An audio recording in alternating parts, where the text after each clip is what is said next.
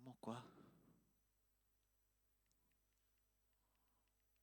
Perché cambiava e adesso no?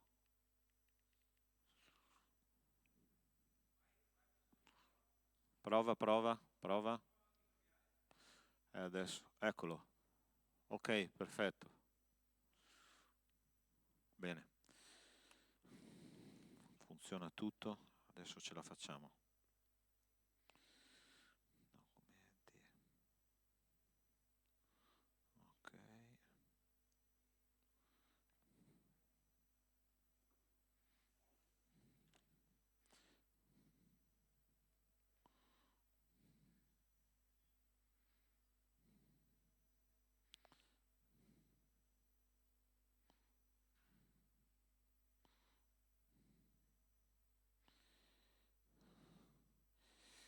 E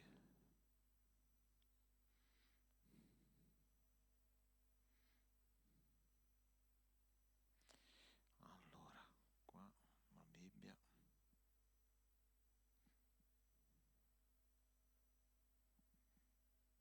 Eccola.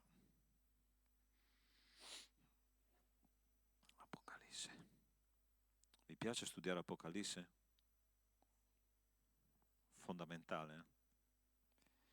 Allora, 10. Eccola qua.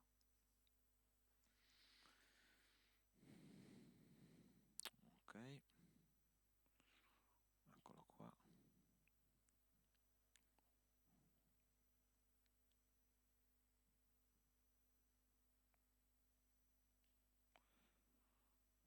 Ok.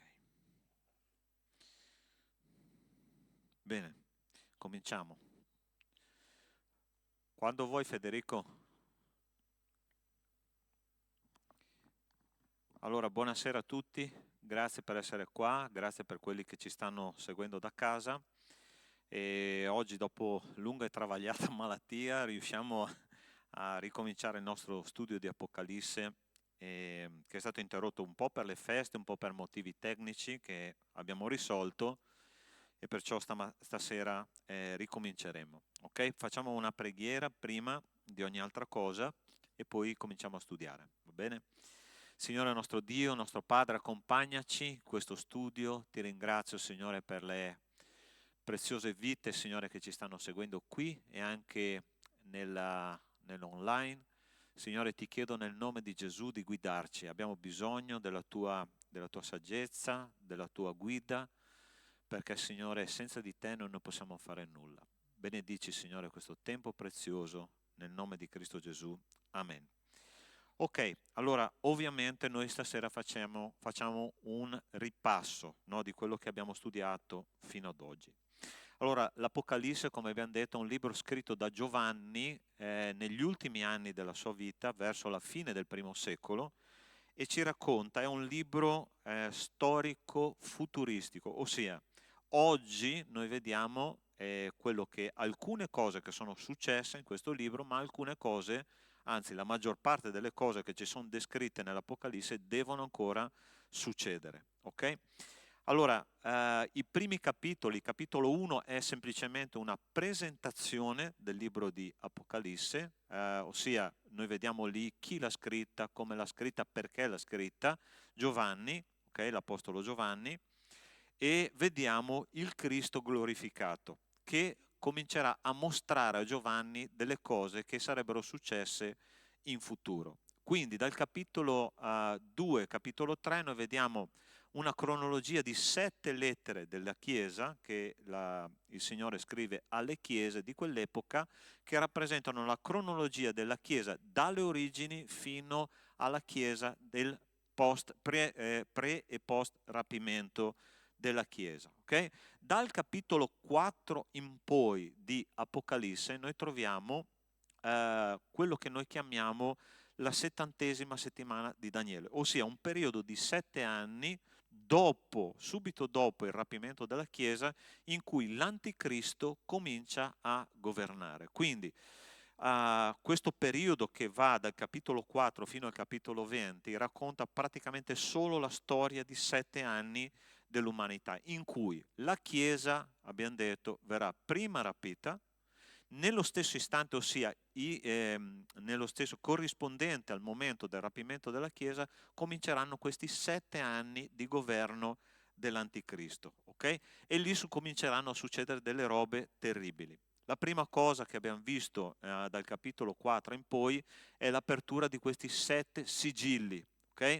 Cosa sono i sigilli? Delle sicurezze, delle protezioni che Dio fino ad oggi mantiene nel nostro mondo, nella nostra società, ma che nell'epoca dell'Anticristo, del governo dell'Anticristo, lui comincerà a spezzare, e i primi 7 sigilli rappresentano delle situazioni sociali terribili che cominceranno a succedere proprio nell'epoca dell'Anticristo, ossia una crisi globale economica, una crisi sociale globale e tante altre situazioni. I primi 7 sigilli sono dei disastri veramente sociali.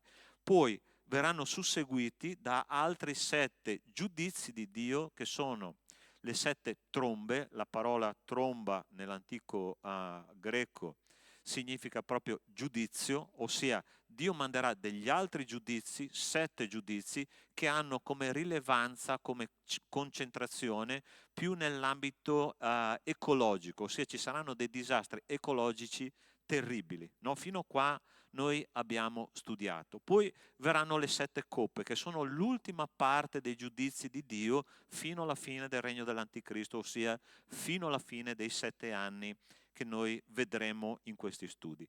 In mezzo a questi giudizi, ossia dei 7 sigilli, delle 7 trombe e delle 7 coppe, noi vediamo che l'Apocalisse ci dà dei focus, delle lenti di ingrandimento su alcuni temi. Per esempio, abbiamo visto chi sono i 144.000 e i martiri della grande tribolazione. Cosa sono queste persone? Chi sono queste persone? Sono delle persone che, prima di tutto, i martiri della grande tribolazione sono persone che si convertiranno durante il regno dell'Anticristo, e la parola di Dio ci dice che saranno veramente folle immense.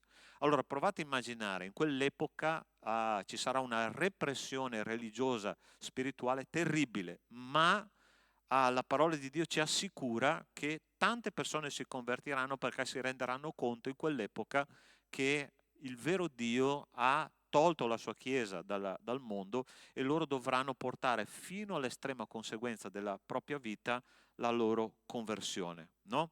Non ci sarà lo Spirito Santo in quell'epoca, ma resteranno qua sulla terra le Bibbie, ossia le persone cominceranno a leggere le Bibbie, cominceranno a entrare nelle chiese che per la maggior parte saranno vuote, e cominceranno a ragionare sulla salvezza attraverso Cristo. Okay? E tante persone in quell'epoca si convertiranno. A differenza nostra, queste persone però che cosa succederà? Dovranno portare la loro conversione fino all'estrema conseguenza della morte per decapitazione. Questo è scritto molto chiaramente nella parola di Dio. Okay? Quindi andranno fino all'estrema conseguenza della morte. I 144.000 invece sono 144.000, 12.000 per ogni tribù di Israele, che saranno i primi ministri di Cristo quando Cristo tornerà alla fine dell'epoca dell'Anticristo. Il secondo focus che noi abbiamo fatto, che noi dobbiamo fare questa sera, è quello del libretto ingoiato da Giovanni, e vedremo proprio attraverso il testo biblico che cosa significa. Questo è il secondo focus che noi leggeremo stasera. Apocalisse capitolo 10 dice così: poi vidi un altro angelo potente che scendeva dal cielo avvolto in una nube. Sopra il suo capo vi era l'arcobaleno, la sua faccia era come il sole e i suoi piedi come colonne di fuoco. Egli aveva in mano un libretto aperto e posò il suo piede destro sul mare e il sinistro sulla terra. Poi gridò a gran voce come un leone ruggente, e quando ebbe gridato i 7 tuoni fecero udire le loro voci. Quando i 7 tuoni parlarono, io stavo per mettermi a scrivere, ma udii una voce dal cielo che diceva: sigilla le cose che i 7 tuoni hanno dette, non le scrivere.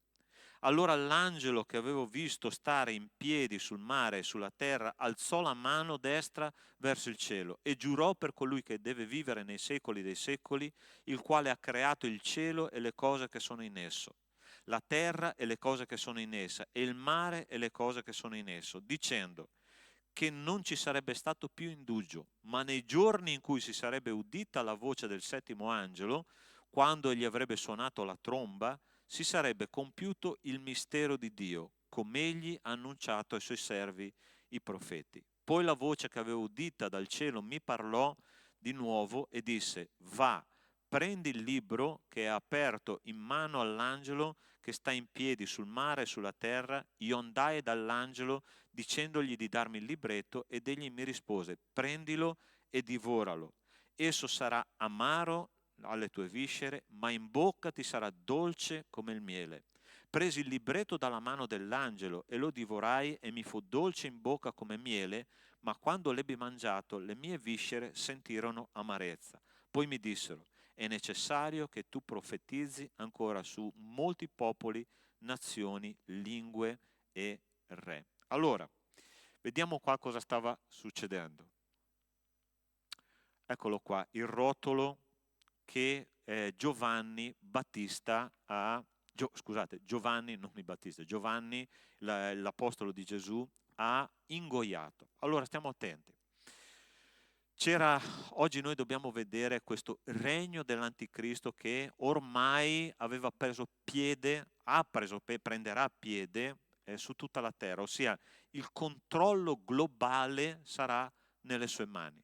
Ci sarà controllo sociale, ossia lui controllerà ogni cosa. Più avanti noi vedremo che la parola di Dio ci dice che lui metterà un marchio su tutte le persone che rimarranno qua durante il suo regno, o sulla fronte o sulla mano, e le persone non potranno né commerciare, ossia né comprare né vendere niente se non avranno questo marchio, che è il marchio della bestia, che è il numero 666, che è il numero d'uomo praticamente. Il numero 6 è il numero d'uomo portato alla terza potenza, significa l'uomo che si fa Dio. A tutti gli effetti l'anticristo è l'uomo che si fa Dio. Però noi vediamo un'immagine molto interessante in questo contesto, no? In questo dramma sociale che l'umanità vivrà in quell'epoca.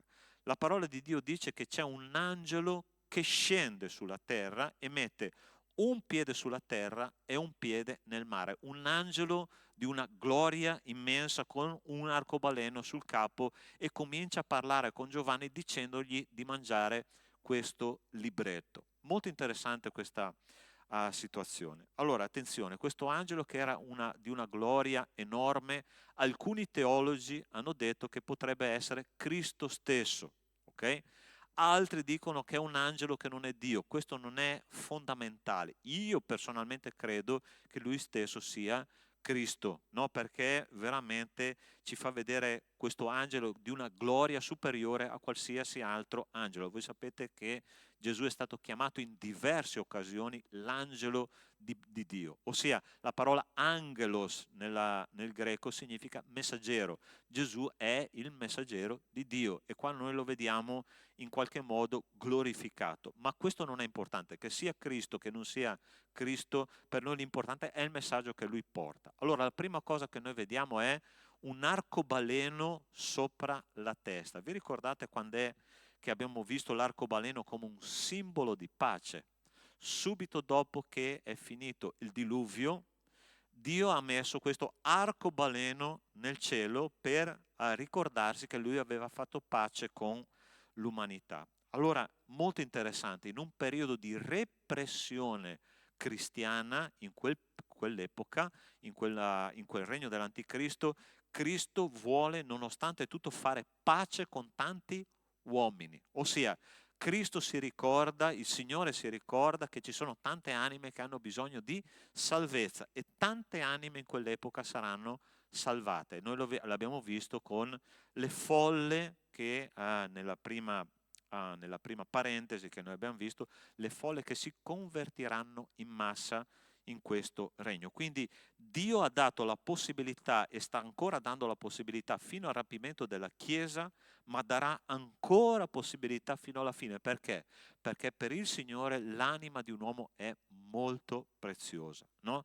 E quindi Lui farà di tutto perché questa salvezza arrivi a più anime possibili. Quindi questo angelo ricorda con questo arcobaleno sulla testa: io ho fatto pace con gli uomini attraverso il sacrificio di Cristo e dichiaro che questo mio arcobaleno invita alla salvezza tanti uomini ancora oggi. L'altra parte che dice che lui ha un piede sul mare e uno sulla terra. No, questo è quello che ha detto il testo biblico. Interessantissimo questa immagine che la parola di Dio ci dà. Ossia, il regno dell'anticristo dominava su tutta la terra, però è come se noi vedessimo Dio che manda il suo messaggero che dice: ho il dominio sulla terra, ho il dominio sul mare, ho il dominio su tutto quello che esiste. Allora, questo ci fa imparare un principio fondamentale, che nonostante nella storia dell'umanità questo periodo sarà il più terribile di tutti, di tutta la storia, Dio avrà ancora il controllo della situazione. Dio è sovrano e questa è un'applicazione pratica nelle nostre vite che è tremenda. Ossia, nei momenti più bui della nostra vita chi è nel comando? È il Signore. È Lui che ha il timone della barca in tempesta, no? Là con l'anticristo che infurierà contro i cristiani, ucciderà i cristiani, cercherà di bruciare tutte le Bibbie che esistono, cercherà di distruggere le chiese. Chi è nel comando? È il Signore. E lì questo angelo sta dando proprio questa comunicazione: io sono il sovrano, se succede è perché io lo permetto, no? Quindi questo deve essere un insegnamento molto profondo per le nostre vite. Anche nei momenti bui, difficili, di tempesta, il Signore è con noi e Lui è il sovrano della nostra vita. Dio ha uno scopo per tutto. In quel tempo lo scopo di Dio è lasciare che l'anticristo faccia in modo che tante anime che non sono arrivate alla salvezza prima arrivino proprio in quel periodo. Persone con il cuore duro, in quel momento il loro cuore duro si spezzerà e finalmente loro riusciranno a vedere la salvezza in Cristo. Guardate che progetto che il Signore ha, no? E dobbiamo applicarlo nelle nostre vite. L'angelo decreta 7 giudizi. Allora, interessante che questo angelo decreta che ci saranno ancora stati 7 giudizi. Abbiamo visto i 7 sigilli essere spezzati, ossia queste sicurezze sociali che vengono tolte da Dio in modo che l'anticristo possa fare delle cose terribili. La seconda parte è le 7 trombe, che sono giudizi più forti ancora, sono 7 giudizi più che altro ambientali, ma poi arriveranno, dopo vedremo un pochino più avanti, le 7 coppe, ossia la parola coppa è uguale alla parola calice. Vi ricordate quando Gesù ha detto: Padre, se può, passi da me questo calice, ossia è il destino dell'umanità. Le 7 coppe rappresentano l'ultima parte del destino degli esseri umani durante il governo dell'anticristo e sarebbero arrivate 7 coppe. Quindi la mano di Dio si fa sempre più pesante sull'umanità, no? In modo che sempre più persone capiscano che la salvezza è in Cristo e Lui ha deciso che saranno di un certo tipo. Quindi, ultima cosa che possiamo imparare da questo capitolo numero 10. In quel periodo il Signore dice a Giovanni: prendi questo libretto, mangialo, ingoialo e ti sarà dolce alla bocca ma amaro nelle viscere. E questa è una cosa fantastica, perché è quello che succede con noi quando noi prendiamo seriamente la parola di Dio, no? È bello venire a un culto, sentire una parola che tocca il cuore, ma ci sono delle volte poi che metterla in pratica, gente, non è semplice, no? È amaro, è difficile e ci sono degli ostacoli in mezzo. Gesù ha detto: Padre, se può passi da me questo calice, ma sia fatta la tua volontà. Per lui è stato amaro andare in croce, no? Ma noi sappiamo che attraverso la croce lui ha portato la salvezza a tutti noi esseri umani. in quel periodo speciale e particolare del regno dell'Anticristo, che cosa faranno le persone? Mangeranno la parola di Dio con una voracità, con una voglia di imparare terribile, no? Tremenda, ossia come una fame, è come quella fame che hanno i miei cagnolini quando arrivano alle 4:30 del pomeriggio, che loro sanno che c'è la pappa, no? Quando io dico andiamo a fare la pappa, loro cominciano a saltare, no? Perché hanno fame. E in quell'epoca i cristiani che si convertiranno, no? Avranno una fame tremenda della parola di Dio, mangeranno la parola di Dio come mai è successo nella storia, avranno bisogno di questo, no? In quel periodo storico terribile, ma per metterla in pratica loro daranno la vita, perché nessun cristiano sarà tollerato durante l'epoca dell'Anticristo. Questo noi dobbiamo imparare, no? Quindi oggi che noi abbiamo la parola di Dio che è dolce nella nostra epoca, dolce alla bocca ma anche dolce alle viscere, dobbiamo imparare a mettere in pratica la parola di Dio. Un giorno arriverà quell'epoca e ci sono quelle persone che soffriranno tantissimo perché loro devono praticare fino alla morte la parola di Dio. Ok? Quindi andiamo adesso, se avete delle domande fatele adesso, ok? Tutto tranquillo, tutto chiaro? Allora andiamo al prossimo capitolo di Apocalisse, che è il capitolo 11, ok? Capitolo 11 dice così: poi mi fu data una canna simile a una verga e mi fu detto: alzati e misura il tempio di Dio e l'altare e conta quelli che vi adorano, ma il cortile esterno del tempio lascialo da parte e non lo misurare, perché è stato dato alle nazioni, le quali calpesteranno la città per 42 mesi. Qua si riferisce a Gerusalemme. Io concederò ai miei 2 testimoni di profetizzare ed essi profetizzeranno vestiti di sacco per 1260 giorni. Questi sono i 2 olivi e i 2 candelabri che stanno davanti al Signore della terra. Se qualcuno vorrà far loro del male, un fuoco uscirà dalla loro bocca e divorerà i loro nemici. Se qualcuno vorrà far loro del male, bisogna che sia ucciso in questa maniera.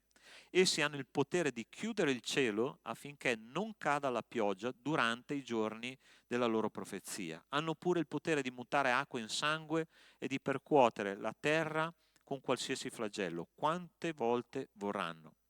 E quando avranno terminato la loro testimonianza, la bestia che sale dall'abisso farà guerra contro di loro, li vincerà e li ucciderà. I loro cadaveri giaceranno sulla piazza della grande città, che spiritualmente si chiama Sodoma ed Egitto, dove anche il loro Signore è stato crocifisso, quindi si riferisce a Gerusalemme. Okay? Gli uomini dei vari popoli, tribù, lingue e nazioni vedranno i loro cadaveri per 3 giorni e mezzo e non lasceranno che siano posti in un sepolcro. Gli abitanti della terra si rallegreranno di loro e faranno festa e si manderanno regali gli uni agli altri, perché questi 2 profeti erano il tormento degli abitanti della terra. Ma dopo 3 giorni e mezzo uno spirito di vita procedente da Dio entrò in loro. Essi si alzarono in piedi e grande spavento cadde su quelli che li videro. Ed essi udirono una voce potente che dal cielo diceva loro: salite quassù. Essi salirono al cielo in una nube e i loro nemici li videro. In quell'ora ci fu un grande terremoto e la 10ª parte della città crollò e 7.000 persone furono uccise nel terremoto e i superstiti furono spaventati e diedero gloria al Dio del cielo. Il secondo guai è passato, ma ecco il terzo guai verrà presto.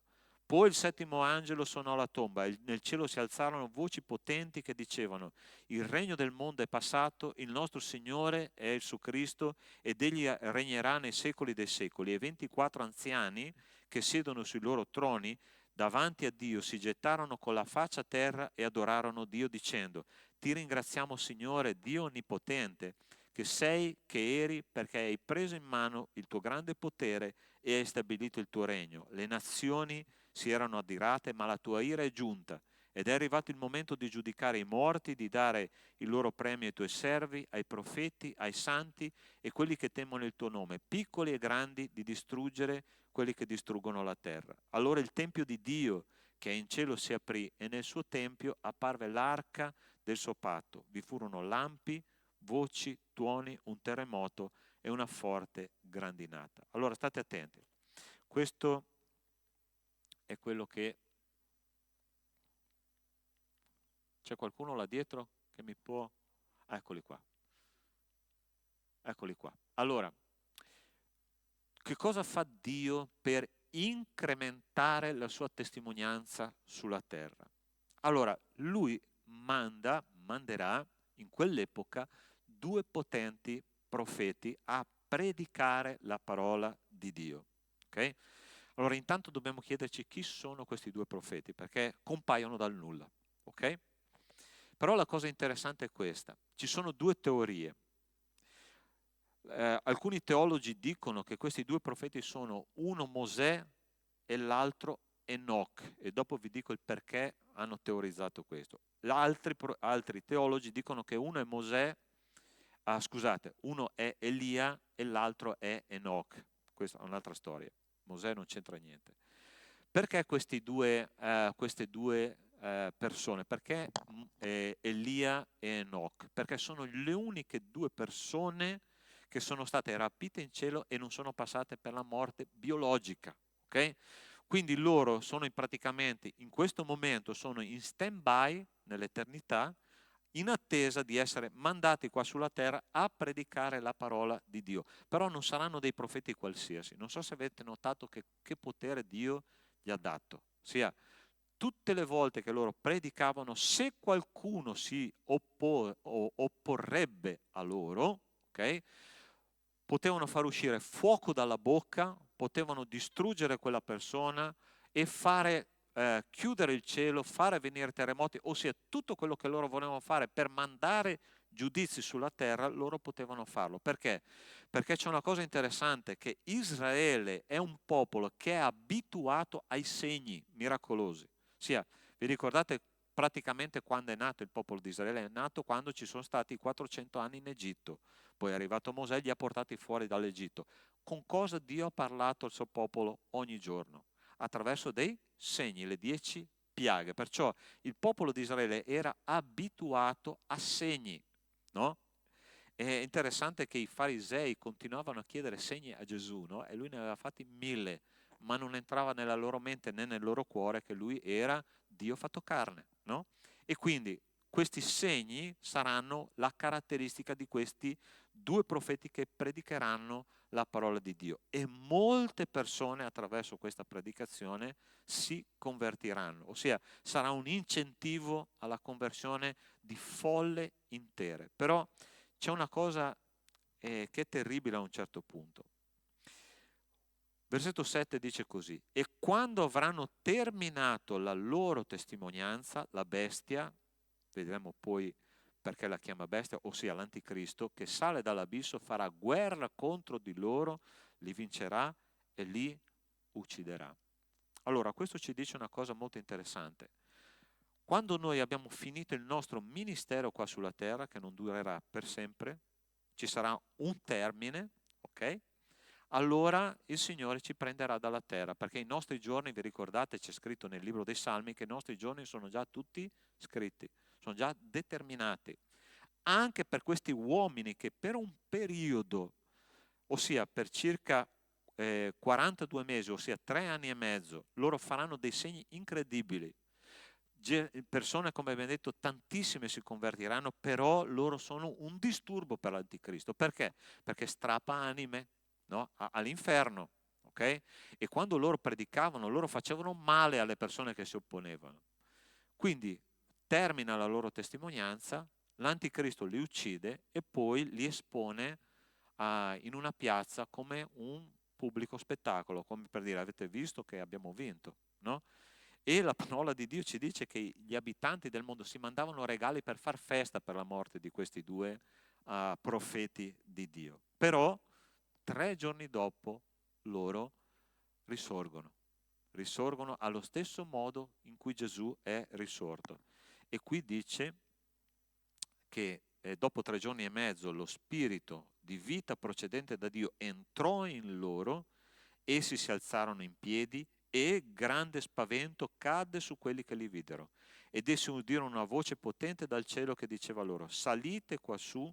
Essi salirono al cielo in una nube e i loro nemici li videro. In quell'ora ci fu un gran terremoto. E poi va avanti e dice che molti diedero gloria a Dio.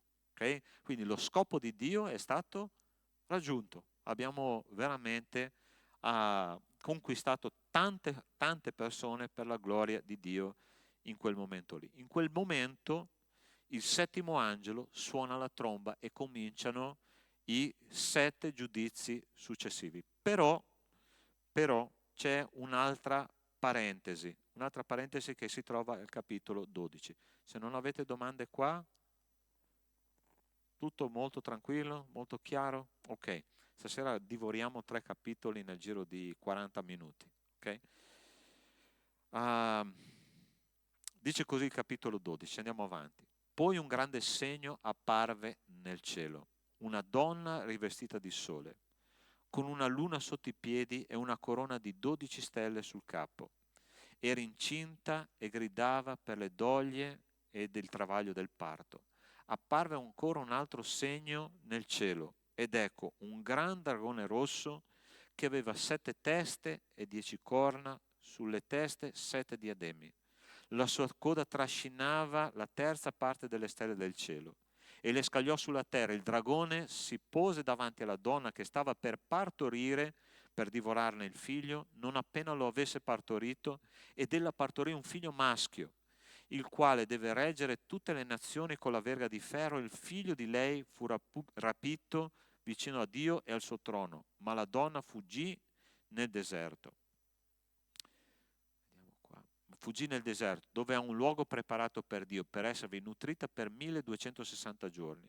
E ci fu una battaglia in cielo. Michele e i suoi angeli combatterono contro il dragone e i suoi angeli combatterono, ma vinsero, e per loro non ci fu più posto nel cielo. Il gran dragone, il serpente antico, che è il chiamato diavolo e Satana, il seduttore di tutto il mondo, fu gettato giù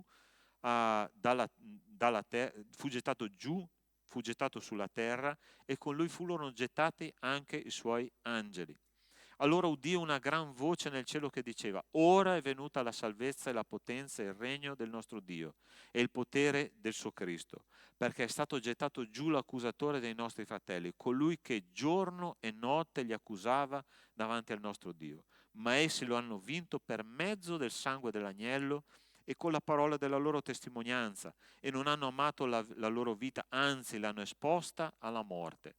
Perciò rallegratevi, o cieli, e voi che abitate in essi, guai a voi, o terra e mare, perché il diavolo è sceso verso di voi con gran furore, sapendo di avere poco tempo. Quando il dragone si vide precipitato sulla terra, perseguitò la donna che aveva partorito il figlio maschio, ma alla donna furono date ali della grande aquila, affinché se ne volasse nel deserto, nel suo luogo, dove è nutrita per un tempo dei tempi e metà di un tempo, lontana dalla presenza del serpente. Il serpente gettò acqua dalla sua bocca come un fiume dietro la donna per farla travolgere dalla corrente. Ma la terra soccorse la donna, aprì la bocca, inghiottì il fiume che il dragone aveva gettato fuori dalla sua bocca. Allora il dragone si infuriò contro la donna e andò a far guerra a quelli che restano dalla discendenza di lei, che osservano i comandamenti di Dio e custodiscono la testimonianza di Gesù, e si fermò sulla riva del mare. Ok, eccola qua, questa pausa esplicativa della donna e del dragone. Allora, suona la settima tromba e comincia a succedere qualcosa di incredibile. Qua noi vediamo una cosa molto interessante, molto interessante. È la storia della guerra storica tra Satana e Israele. Ok? Satana e Israele. Ossia, comincia il suono della settima tromba, finisce il regno dell'anticristo, dice fra poco, ma c'è questa cosa che succede che ci fa vedere che Israele sta per partorire un figlio, ok? Ossia, Israele sta per partorire chi? Cristo, no? E tu vedi questo dragone, che c'è questa battaglia nel cielo, no? Che viene gettato giù sulla terra, e qua ci dà un dato interessante che dice che il dragone porta con sé porta con sé un terzo degli angeli creati da Dio nella ribellione e cerca di uccidere Cristo. Allora state attenti. Quando noi parliamo di schiere angeliche, voi sapete che ci sono 9 categorie angeliche, partendo da cherubini, serafini, arcangeli, angeli, troni, principati, potestà, eccetera. Sono 9 categorie angeliche. E a quanto pare Dio ha creato milioni di angeli, ok? Milioni di angeli.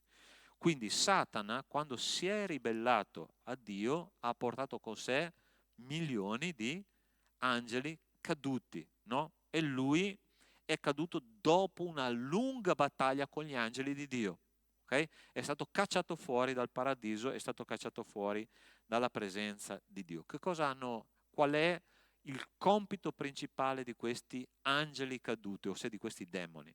È quello, prima di tutto, di distruggere Cristo, perché Cristo per lui rappresentava che cosa?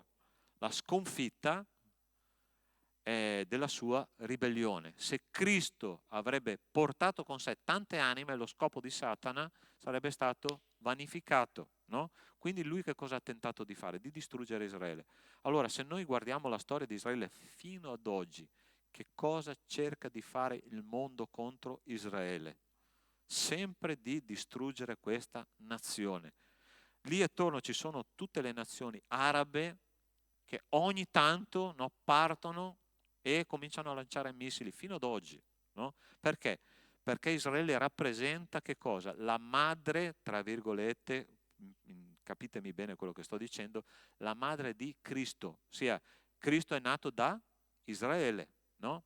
E quindi questo dragone cerca di distruggere prima di tutto Cristo, poi cerca di distruggere la nazione di Israele e poi vediamo alla fine che questo dragone va a fare la battaglia contro quelli che restano.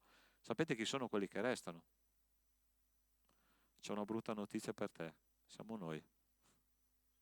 Che cosa Satana fa con tutte le sue schiere tutti i giorni? Cerca almeno di fare. Cerca di distruggere le nostre vite, perché noi rappresentiamo Cristo su questa terra.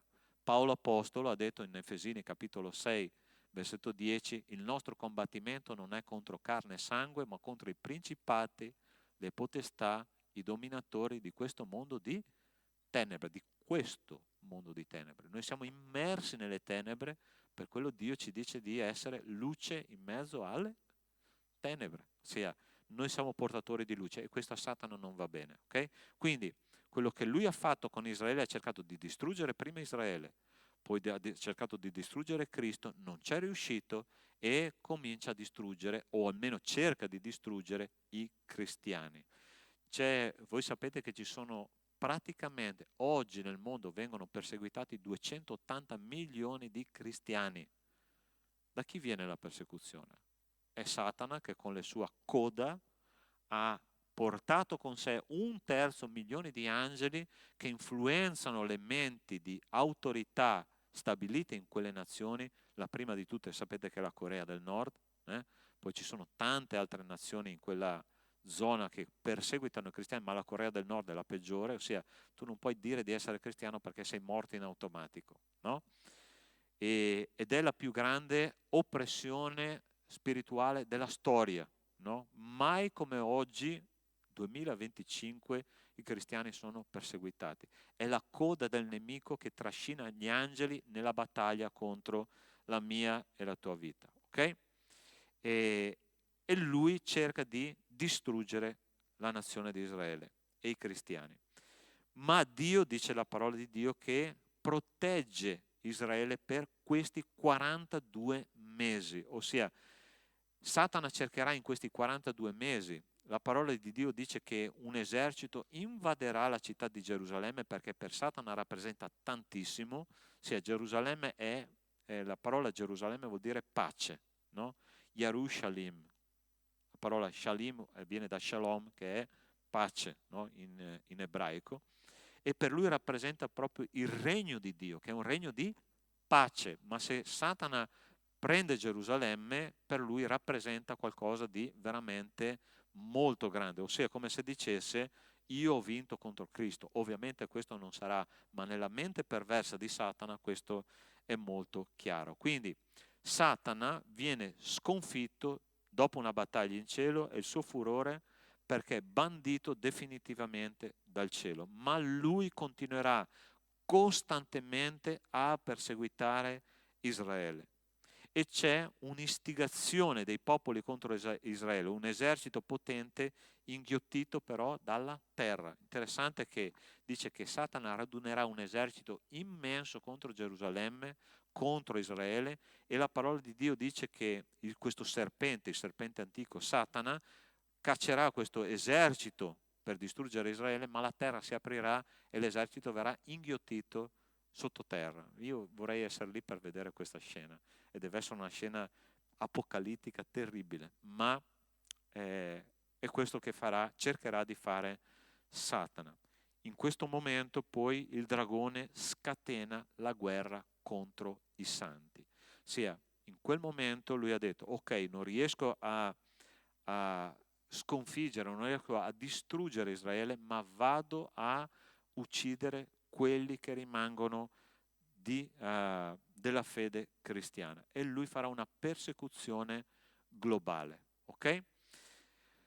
Ci fermiamo qua perché abbiamo fatto 40 minuti, ok? 40 minuti, e la prossima volta noi vedremo queste due figure che emergeranno in questa storia, che sono la bestia, scusate, la bestia che sale dal mare e la bestia che sale dalla terra, che sono l'anticristo e il falso profeta, come dice la parola di Dio. E tutti e due avranno un ruolo fondamentale durante questi 7 anni. Okay? Vedremo delle cose incredibili che loro faranno, e sarà proprio il falso profeta a mettere questo marchio sulle persone. No? E chi si rifiuterà non potrà vendere, non potrà comprare, verrà ucciso e sicuramente vestirà vesti bianche e sarà salvato per la grazia di Dio. Ok? Questo è quello che succederà in quel tempo, ma sarà argomento del sabato prossimo. Va bene? Grazie per quelli che ci stanno seguendo o che ci seguiranno da casa. Dio vi benedica. Facciamo una preghiera per chiudere e poi preghiamo anche per il prossimo studio, che il Signore ci illumini sulla sua benedetta parola. Nostro Dio, nostro Padre, ti ringraziamo, ti benediciamo, Signore, per questo tempo prezioso nella tua presenza. Vogliamo chiederti che tu possa, Signore, accompagnarci alle nostre case, darci la tua pace e, Signore, meditare su quello che succederà in futuro, Signore, quando l'Anticristo sarà qua sulla terra, manifestato, facendo una repressione globale della fede. Ti chiedo nel nome di Cristo Gesù che tu possa dare valore alla nostra Bibbia oggi, alla nostra testimonianza oggi, a quello che noi possiamo fare oggi. Siamo liberi, Signore, vogliamo fare la tua volontà. Aiutaci, Signore, a essere tuoi servi, senza guardare, Signore, alle difficoltà, ma guardare a te, Signore, che sei l'autore e il compitore della nostra fede. Ti chiediamo questo nel nome di Gesù. Amen. Dio vi benedica.